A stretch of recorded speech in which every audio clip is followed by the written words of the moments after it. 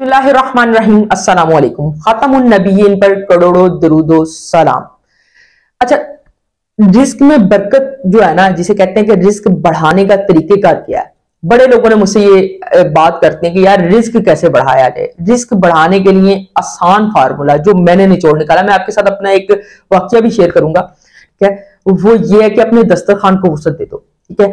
अल्लाह से यारी लगा लो, जिस चीज को आप बढ़ाओगे, लोगों को इज्जत दोगे, अल्लाह आपको रिटर्न में उससे दुगनी इज्जत देगा। आप लोगों को कोई चीज, जो चीज आप चाहते हो बढ़ जाए, वो लोगों में तकसीम करना शुरू कर दो, यकीन मानो वो बढ़ना शुरू हो जाएगी। अपना दस्तरखान वसअत में ले आओ, वो बढ़ना शुरू हो जाएगा। 2013 में जब मैंने एक जॉब स्टार्ट की, मैं बताऊंगा नहीं कहां पर की, कैसे की, क्योंकि कोई ऐसा नहीं है कि मैं किसी की पब्लिसिटी की नहीं बैठा हूं, पर मेरी एक टारगेट ओरिएंटेड जॉब थी और एक माकूल सी उसकी सैलरी थी। और सैलरी भी इन शेप ऑफ टारगेट बनकर कुछ अच्छा हैंडसम अमाउंट बनता था जिससे गुजारा हो जाता था। मैंने इस सारे मामले को लेकर चला, कभी टारगेट पूरा ना हुआ तो वो जो शेप में अमाउंट आती थी वो बहुत बिल्कुल बदतर हो जाती थी, यानी कि जिसे कहते हैं ना, गुजारा होना मुश्किल हो जाता था। अच्छा, मैं एक बुजुर्ग के पास चला गया, तो बुजुर्ग ऐसे नहीं है कि नहीं कोई जादू या कोई इस तरह, वो बड़े आलिम दीन, और उनके पास मैं उठता बैठता हूँ। नमाज के बाद मैंने उनसे मसला पूछा। मैंने कहा जी, मैं उनके पास किया कि शायद वो मुझे कहेंगे कि यार तुम कोई पार्ट टाइम में तुम्हारे लिए, उनके काफी रिसोर्सेज वगैरह है, तो कोई जॉब देख लेते हैं कुछ। तो मैंने उनको कहा, मैंने कहा जी मेरे जो सैलरी है ना वो तकरीबन इतनी छोटी अमाउंट में आती है, और अगर कमीशन ना मिले तो मैं बिल्कुल सैलरी से हाथ धोने वाली बात होती है, पहले 10 दिन में ही काम खत्म हो जाता है, और मैं बड़ा परेशान हूं, तो आप मुझे बताओ कि मैं क्या करूं। तो उन्होंने मेरी शक्ल की तरफ देखा, मुस्कुराए, कहने लगे मामला मुश्किल है, लेकिन अगर कर लोगे तो बड़ी आसानी पैदा हो जाएगी। मैंने कहा शायद ये बताएंगे कि 2 जॉबें स्टार्ट कर दो। मैंने माइंड सेट बनाया हुआ था कि ये लाजमी ये कहेंगे यार तुम जल्दी फ्री होने वाले सेक्टर में हो, तो तुम जल्दी फ्री हो रहे हो, तो 3-4 बजे शाम को 2-4 घंटे किसी और जगह पर लगा लो, मैं वहां तुम्हें एडजस्ट कर देता हूँ। तो मैंने उनकी शक्ल की तरफ देखा, मैंने कहा जी जी बताएं जरूर, मैं तो करने को तैयार हूँ, आप दूसरी नौकरी भी कहेंगे तो मैं कर लूंगा। उन्होंने कहा दूसरी नौकरी नहीं करनी, मामला मैंने आपको कहा मुश्किल है, दूसरी नौकरी करना तो आसान है, ठीक है। मैंने कहा क्या मामला मुश्किल है। उन्होंने कहा मामला ये मुश्किल है कि आपने क्या करना है, अपने जो अखराजात है ना उनको बढ़ा देना। मैंने कहा हजरत मेरे अखराजात पहले पूरे नहीं हो रहे, तो आप मुझे कह रहे हो बढ़ा देना। कहते तुम होटलिंग करते हो, मैं कैसी करता हूँ, एक रोटी लेते हो अपने लिए, कोशिश करो कि वहां कोई मांगने वाला आ जाए तो एक पौनी रोटी अपने पास रख लो और एक पाव रोटी का टुकड़ा उसे दे दो, थोड़ा सालन उसको दे दो।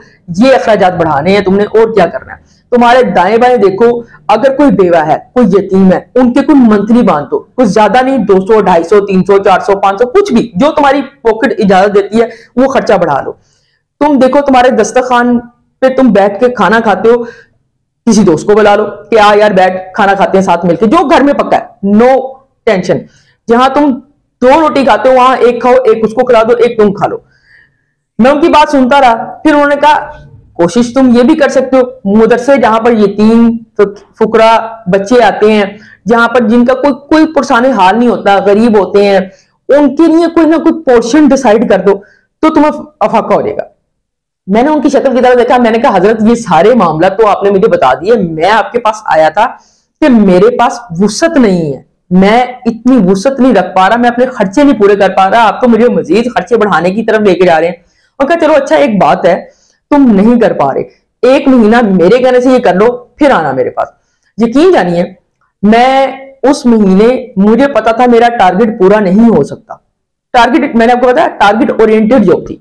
मैंने क्या किया, मैंने एक सैलरी का प्रपोर्शन निकाला जो मुझे समझ आता था कि मैं शायद इसको बेयर कर लूं। हालांकि बेयर करना बड़ा डिफिकल्ट था, लेकिन मैंने सोचा कि मैं इसको बेयर कर लूं।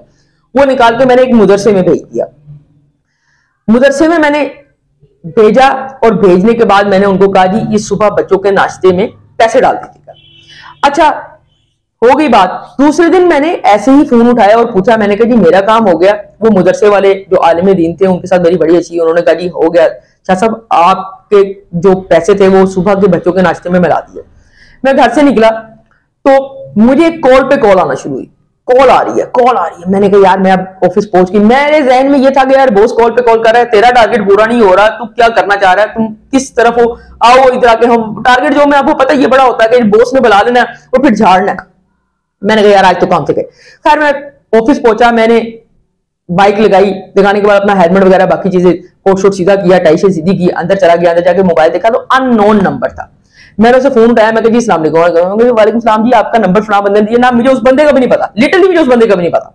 मैंने कहा जी दिया होगा जी, किस पर्पज के लिए? उन्होंने कहा जी मैंने इस तरह अपनी कुछ अमाउंट है वो आपके साथ प्लग आउट करवानी है और इसको सारा मामला लेके चलना है, तो आप मुझे बताओ। मैंने जब अमाउंट सुनी तो मेरा अगले 6 माह का टारगेट पूरा करती थी, 6 मंथ्स का टारगेट पूरा करती थी।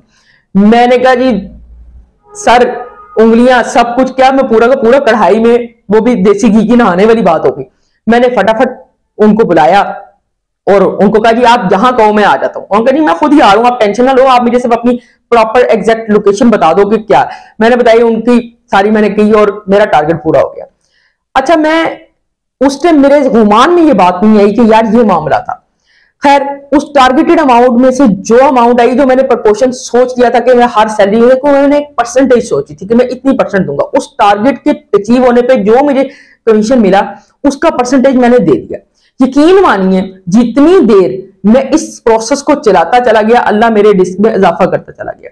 अब पाकिस्तान में क्या होता है, पाकिस्तान में ना हम बुखल के बड़े शिदाई होते चले जा रहे हैं। पहला नहीं था ऐसा, पहले ये था दस्तरखान वसअत होती थी, कोई मेहमान आ जाता था हम कहते थे यार, और मेहमान भी बड़े आजी इंकसारी वाले होते थे, दाल रोटी होती थी उस पर भी इस्तेफादा करके चले जाते थे। अब ऐसा नहीं है। 3 किस्में मैंने फिर डायग्नोज की जो पाकिस्तान में। एक वो है जो किसी पर नहीं लगाते, पैसा बड़ा है लेकिन लगाते किसी पे नहीं, ये तो एक ठीक है अपने हद तक। एक वो है जिनके पास पैसा भी बहुत है, ना किसी पे लगाते हैं ना खुद पे लगाते हैं, टोटली बखील, ठीक है, और फिर पूरी जिंदगी इतना जमा कर लेते हैं और फिर इसी चक्कर में लगे रहते हैं, मैं टैक्स चोरी कर लूं, टैक्स से कैसे बच सकता हूं, मैं इस जगह से कैसे रिबेट ले सकता हूं। तो एक ये बखील की किस्म है। और तीसरी किस्म सबसे खतरनाक है, ना खुद लगाते हैं ना किसी को लगाने देते हैं। कोई बंदा अगर किसी को दे रहा है ना तो कहते ओ जा तेरा दिमाग सही है, तूने इसको पैसे दे दिए, वो जाने दे भाई, तुमने इसको पैसे दे दिए यार, ये तो हक भाई, तुम्हारा क्या काम है। तो ये कैटेगरी भी बड़ी आम है। तो इसलिए इन तीनों कैटेगरी से निकले। हाथ ऐसे रखने वाला अल्लाह से मांगा करें, तो अल्लाह आपका हाथ ऐसे रखेगा, तो अपने आगे जब ऐसे रखेगा तो उसमें शर्मिंदगी नहीं होगी। यकीन मानिए अल्लाह के आगे जब दामन फैलाया जाए ना तो उसमें शर्मिंदगी कभी नहीं होती। लेकिन ये होता तभी है जब आप अल्लाह से तिजारत करो, अल्लाह से ट्रेड करो, और अल्लाह उस ट्रेड का 70 गुना देता है, 70 गुना देता है। तो ये बात याद रखिएगा। हज़रत अली का शायद आपको वो वाकया मैंने पहले भी बताया था कि उन्होंने एक फकीर को दिया तो उसका 10 गुना आना था। उन्होंने कहा ये किस तरह, मेरे अल्लाह ने 10 गुना देना, 9 गुना कैसे हो सकता है। वो पूरा वाकया मैंने पहले बयान किया हुआ, तो ये इसको सोचे। तो जो अल्लाह के साथ हाथ बढ़ाओगे, जिस तरह बढ़ाओगे अल्लाह आपको नवाजेगा, ठीक है, अल्लाह बरकतें देगा। वीडियो को बनाने का मकसद जो होता है ना मेरा, मैं बेसिकली पाकिस्तान की आम एनवायरनमेंट पे थोड़ा मोटिवेशनल और थोड़ा, तो ये इस टाइम ऐसा वक्त आ चुका कि हम बखील हो गए। हम बखील लिटरली, अगर किसी के घर जाना हो ना, एक वो वक्त था कि दरवाजा खटकता था, ठक ठक ठक, तो पता चलता था मेहमान आया और सब खुश हो जाते थे कि 3-3 दिन मेहमान रह रहा है। मेहमान भी बड़े आजी और इंकसारी के साथ बड़े अच्छे तरीके से रह रहा है, और आपका भी तो रिस्क में बरकतें थी, तंगियां नहीं थी। अब हर किसी से पूछ लो, हर कोई कहेगा यार बड़ा परेशान, बड़ा मैं कमाता बहुत हूं लेकिन मेरे रिस्क में बरकत नहीं आ पा रही, मेरे रिस्क में इजाफा नहीं हो पा रहा। तो बरकत वाला रिस्क और इजाफे वाला रिस्क तभी होगा जब आप अपने दस्तरखान को कुशादा करोगे, किसी यतीम की, बेवा की, मस्कीन की मदद करोगे, और इस हाथ से दो, अपने इस हाथ को पता ना लगने दो, तभी आपको बरकतें मिलेंगी। वीडियो अच्छी लगी तो लाइक शेयर सब्सक्राइब जरूर कीजिएगा। Thank you so much.